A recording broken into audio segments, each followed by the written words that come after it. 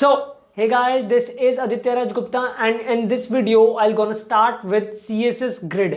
हाँ यार, आपने सही सुना, हम इस वीडियो से CSS Grid पढ़ने वाले हैं, जो कि एक अमेजिंग वीडियो रहने वाला है। मतलब इस वीडियो के बाद, मतलब जो आज हम CSS Grid शुरू कर रहे हैं ना, उसके बाद जो CSS का कंटेंट आने वाला है वो बिल्कुल ऑसम रहने वाला है। इससे पहले हमने CSS फ्लेक्सबॉक्स के बारे में पढ़ा था, वो भी एक ऑसम था। हालांकि वो हमारे लिए एक चेक पॉइंट था जो हमें CSS में कवर अप करना था, बट CSS ग्रिड को पढ़ने के बाद एक डेवलपर की एफिशिएंसी कोडिंग करने की और भी बढ़ जाती है, और कोड को स्टाइलिंग, मतलब जो वेब पेजेस हम बनाते हैं उनको स्टाइलिंग करने की एफिशिएंसी, और मतलब हमारे पास और अच्छी पावर आ जाती है CSS ग्रिड को सीखने के बाद कि हम कंटेंट को अलाइन कैसे कर सकते हैं और क्या कैसे कर सकते हैं। अगर मैं आपको CSS ग्रिड का एक एग्जांपल देना चाहूँ तो जैसे कि यूट्यूब खोल रखा है मैंने, और फिर यहाँ पे एक नेविगेशन बार के लिए यहाँ पे हैमबर्गर सा दे रखा है इन्होंने 3 लाइंस वाला, और फिर यूट्यूब का लोगो है। तो ये वाला मेरा पूरा मतलब CSS ग्रिड में आ जाता है। फिर इसमें सर्च पैनल आता है, फिर साइन इन ऑप्शन आता है, फिर यहाँ पे ये मतलब यूट्यूब एप्स का ऑप्शन आ जाता है। फिर अगर मैं CSS ग्रिड की बात करूँ तो ये कॉलम वाइज इन्होंने इनको अलाइन कर रखा है, home page, explore page, subscription page, library page, history page.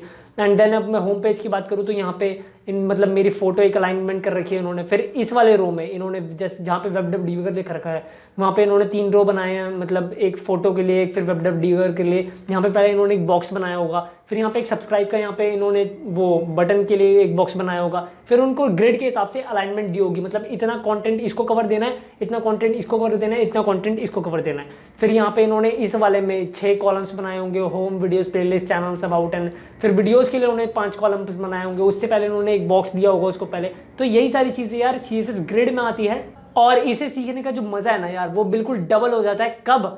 जब हम कोडिंग साथ ही साथ करें। तो मैं आपसे बिल्कुल ये रिक्वेस्ट करता हूँ कि अगर आप साथ ही साथ मेरे साथ कोडिंग कर रहे हैं तब आपको इसके सीखने का मज़ा डबल हो जाएगा, और आपको इसे सीखने में मज़ा भी आएगा। कुछ बोरिंग टाइप नहीं यार। फिर भी अगर कुछ भी डाउट होता है तो कमेंट सेक्शन आपके लिए, वहाँ पे जाके पूछ लेना, डिस्क्रिप्शन बॉक्स में लिंक मिल जाएगी, एक्सेस मिल जाएगा।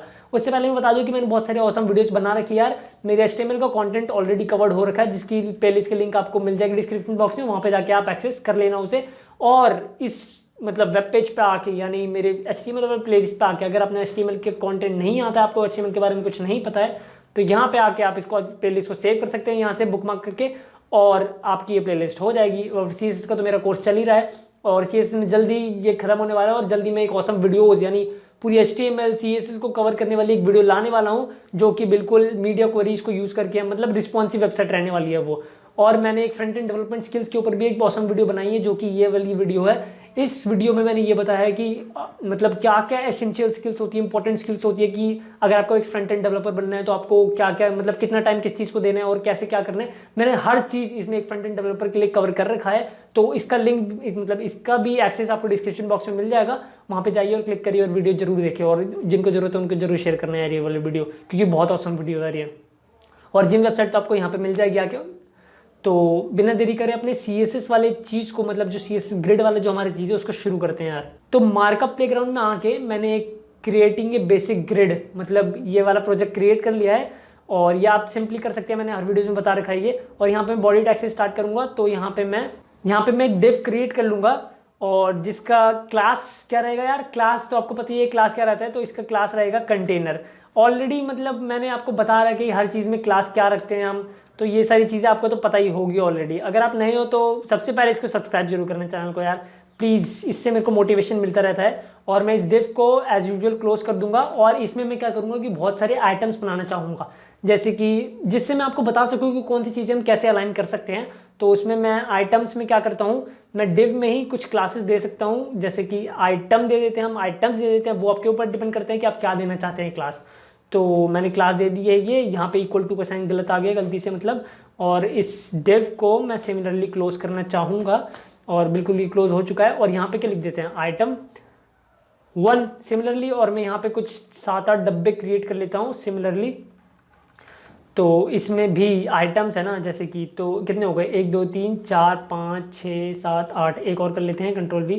Okay fine. अब मैं यहाँ पे एक 2 कर देता हूँ इनको, मतलब अलाइनमेंट नंबर के हिसाब से बिल्कुल दे देता हूँ, है ना, ताकि आपको कोई भी तरीके की दिक्कत ना आए इसे समझने में बिल्कुल। और फटाफट आप भी इसको कर लीजिए यार, साथ में कोडिंग कर रहे हैं, मैं ये समझ रहा हूँ कि चल रहा हूँ। और हमने ये बना लिया बिल्कुल डब्बे हमारे। और अब यार इसमें इतनी सारी चीज़ें आती हैं, मतलब ग्रिड को समझने के लिए हमें ज़्यादा मार्कअप नहीं लिखना है, अब हम सीधे स्टाइलिंग पार्ट पे चलते हैं इसके। तो स्टाइलिंग पार्ट पे जाने से पहले मैं ये बता दूं आपको कि हम ग्रिड पढ़ रहे हैं, तो हमारा सबसे पहले काम रहेगा कि जो हमने कंटेनर या फिर आउटर डब्बा बनाया ना, उसको ही हम क्लास मतलब एक ग्रिड करके हमारा स्टाइलिंग आता है वो दे दे, ताकि हमारा ग्रिड के जो सारे सेक्शंस हैं हम उसमें आसानी से अप्लाई कर सकें। तो इसको हम ग्रिड कैसे देंगे, तो हमें सिंपली यहाँ पे डिस्प्ले जो है ना उसकी डिस्प्ले को हमें करना डिस्प्ले को हमने करना पड़ेगा ग्रिड। जैसे कि मैंने डिस्प्ले फ्लेक्स बॉक्स में हम डिस्प्ले फ्लेक्स करते थे, डिस्प्ले फ्लेक्स बॉक्स करते थे, वैसे ही यहाँ पे डिस्प्ले ग्रिड करना है हमें। और फिर हम डिस्प्ले ग्रिड करेंगे ना, आपको अभी तो कुछ नहीं दिखेगा, बट जब आप यहाँ पे कोडिंग करके इसको आइटम्स को मतलब आइटम को आप जो क्लास दे रखी है जहाँ पे आपने आइटम्स दे रखी है हम नॉट आइटम, तो उसको जब हम अपने यहाँ पे क्या करते हैं उसको विड्थ प्रोवाइड करते हैं, विड्थ बैकग्राउंड ये सब, ताकि वो विजिबल हो जाए आसानी से। तो विड्थ हम कितना देंगे यार, चौड़ाई हम दे देते हैं इसको 100 पिक्सल्स की दे देते हैं आसानी से। सब आपको पता है यार, और ये सब मुझे भी पता है बिल्कुल। और इसको हाइट में दूंगा 100 पिक्सल्स की, ठीक है। हाइट और विड्थ देते ही इसका कंटेंट बिल्कुल चेंज हो जाने वाला है। तो मैंने हाइट और विड्थ 100 की पिक्सल्स दी है, और तो किस फॉर्म में आ गया, स्क्वायर फॉर्म में आ गया बिल्कुल। तो आइटम 1 की स्क्वायर फॉर्म में आ गया। ये अभी इसलिए नहीं दिख रहा है, मतलब आप देख लीजिए 9 तक बिल्कुल आसानी से हो चुका है, कहीं भी गड़बड़ नहीं है बिल्कुल भी। और फिर अगर मैं इसको बैकग्राउंड कलर प्रोवाइड कर दूँ, बीजी कलर आपको पता ही है बैकग्राउंड कलर, तो बैकग्राउंड कलर हम यहाँ पे लाइट समथिंग दे देते हैं, लाइट ब्लू दे देते हैं। Okay fine, it will look good. So background colour light blue awesome लग रहा है बिल्कुल, है ना। आप इसका टेक्स्ट अलाइन करना चाहते हैं, टेक्स्ट अलाइन करिए, ये सब बात की बात है। हमारा फोकस यहाँ पे CSS ग्रिड पे है केवल। अब थोड़ी मतलब अलाइनमेंट के लिए मैं इसको मार्जिन पैडिंग प्रोवाइड करा देता हूँ बिल्कुल। तो मार्जिन मैं यहाँ पे मार्जिन 3 पिक्सल्स की मैं ओवरऑल हर जगह देना चाहूँगा यहाँ पे। और तो 3 पिक्सल्स की मार्जिन देते ही ये बिल्कुल ऑसम लग रहा है। और इसको मैं पैडिंग भी दे देता हूँ, पैडिंग वैडिंग सब आपको पढ़ा रखा है मैंने।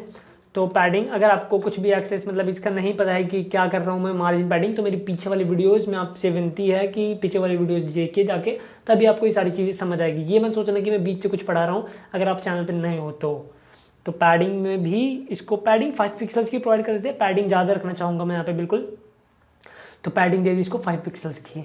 और हमारे पास स्टाइलिंग के लिए बहुत सारी चीज़ें हैं, बट मैं इसको थोड़ी सी और स्टाइलिंग देते हुए बॉर्डर देना चाहूँगा यहाँ पे 2 पिक्सल्स का, वो भी सॉलिड ब्लैक नहीं दूंगा इस बार मैं बॉर्डर देना चाहूँगा। जैसे कि मैंने लाइट ब्लू दिया, तो लाइट ब्लू पे कौन सा कलर अच्छा लगता है, येलो भी अच्छा लगता है वैसे जेनुअनली, मतलब अपने आप जो ब्लैक आ रहा है वो भी ठीक ही लग रहा है, बट मैं ब्लैक नहीं देना चाहता यहाँ पे, मैं येलो दे दूंगा।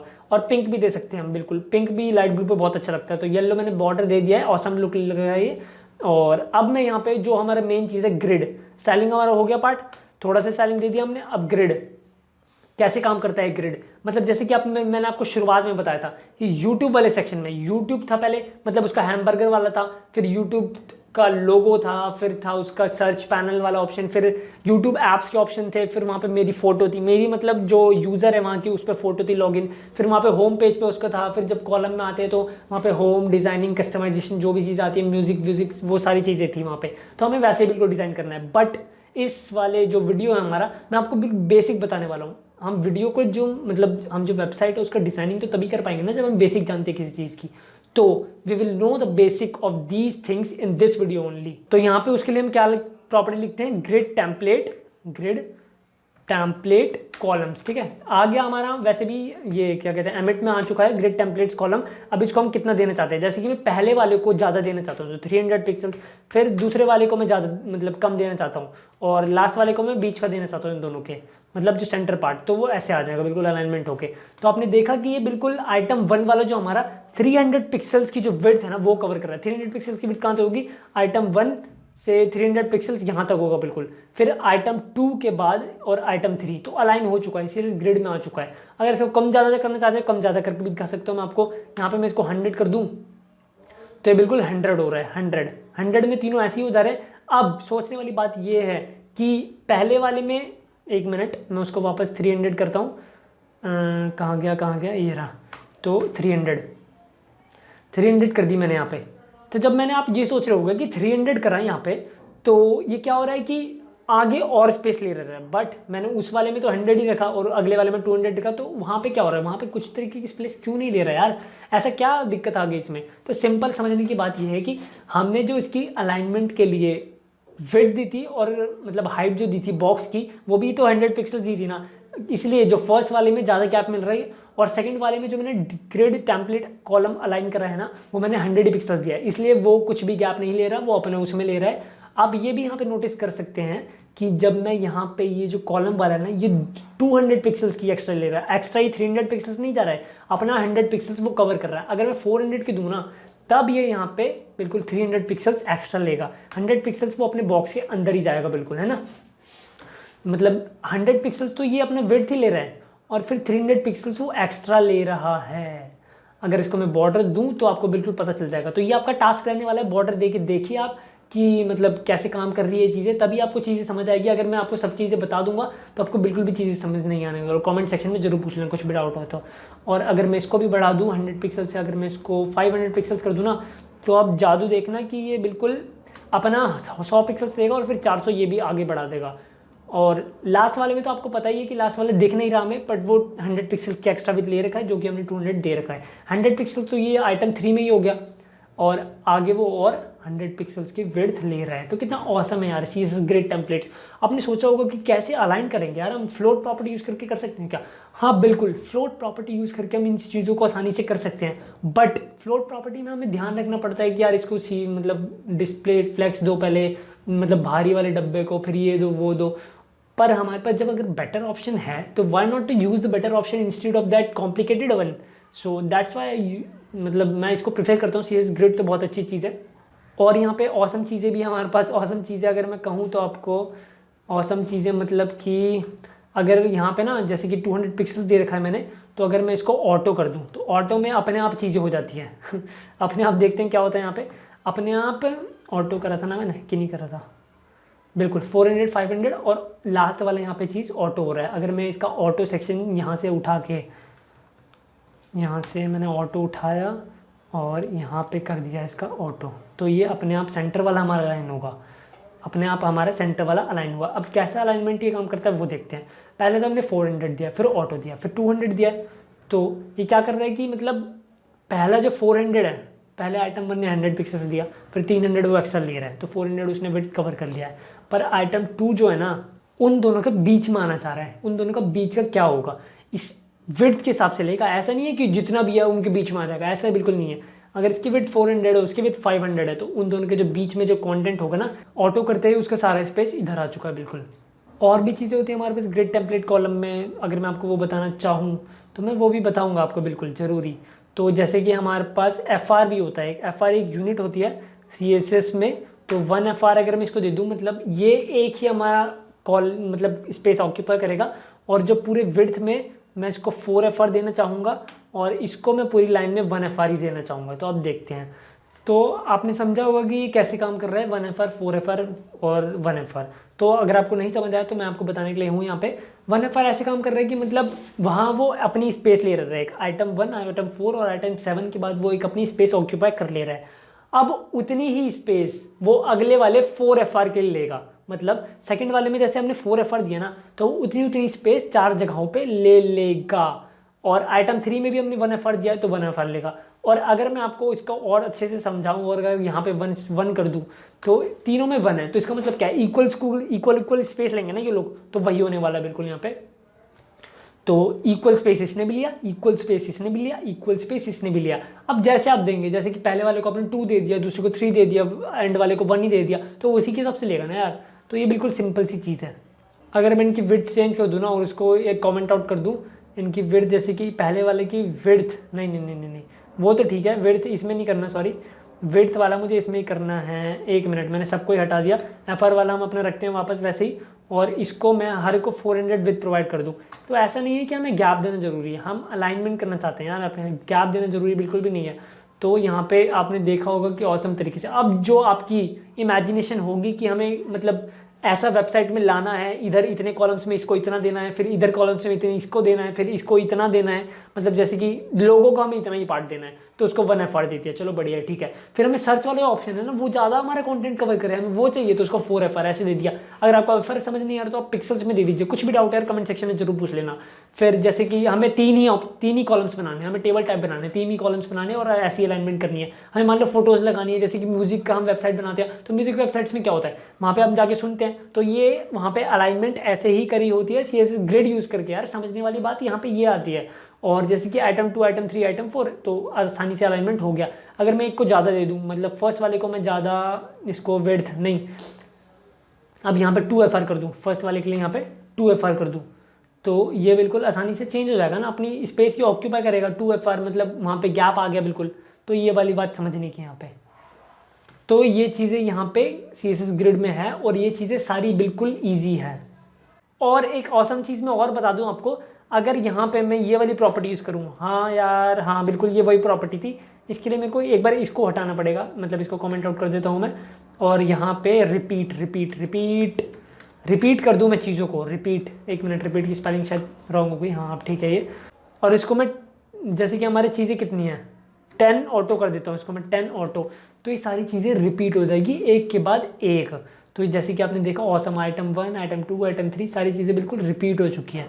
और अगर मैं इनका विड्थ और हाइट वापस वही कर दूँ ना, तो आप ये देखेंगे कि जो हम बहुत सारी वेबसाइट्स हैं, वो बहुत सारी चीज़ें जगहों पे आपने देखा होगा कि जब हम इसको अलाइनमेंट देते हैं, मतलब हम कभी कभी वेबसाइट पे स्क्रॉल करते हैं ऐसे और बिना नीचे स्क्रॉल बार आए, वो कैसे होता है, अमेजिंग होता है ना। वो वहाँ पे एरो का सेक्शन दे देते हैं, वो एक प्रेस करने का, जैसे गूगल पे आप कुछ सर्च करते हैं फोटोज़ वोटोज़ या फिर कोई मूवीज़ के बारे में, तो वहाँ पर क्या होता है, वहाँ पे ऐसा होता है कि वो अलाइनमेंट के लिए मतलब बिना स्क्रॉल बार नीचे आए हो, वो सारी मूवी हम स्लाइड करते हैं, ऐसे करते हैं ना, बिल्कुल आपने देखा ही होगा, हाँ बिल्कुल वैसे ही।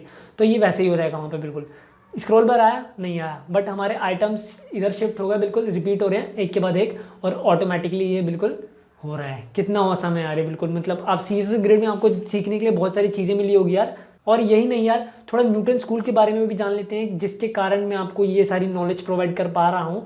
तो Newton school is a platform which prepares you for career in tech. It not only prepares you for career in tech, और it not only prepares students, but it also prepares the freshers and those women जिनके tech में कोई भी background नहीं है, उन्हें भी prepare करता है। और जो फ्रेशर्स हैं, जिन्हें मतलब कोडिंग में अपना करियर बनाना है ना, जरूरी नहीं है वुमेन फ्रेशर स्टूडेंट्स, तो जिन्हें भी अपना करियर कोडिंग में बनाना है, वो इस पे आके अपना करियर बिल्कुल आसानी से बना सकते हैं। Newton school has a tie up more than 300 companies like Zomato, Google, Xiaomi, बाजूस, मतलब बहुत सारे टॉप कंपनी से इसके टाई अप हैं, जो 300 से भी ज़्यादा कंपनीज हैं यहाँ पे।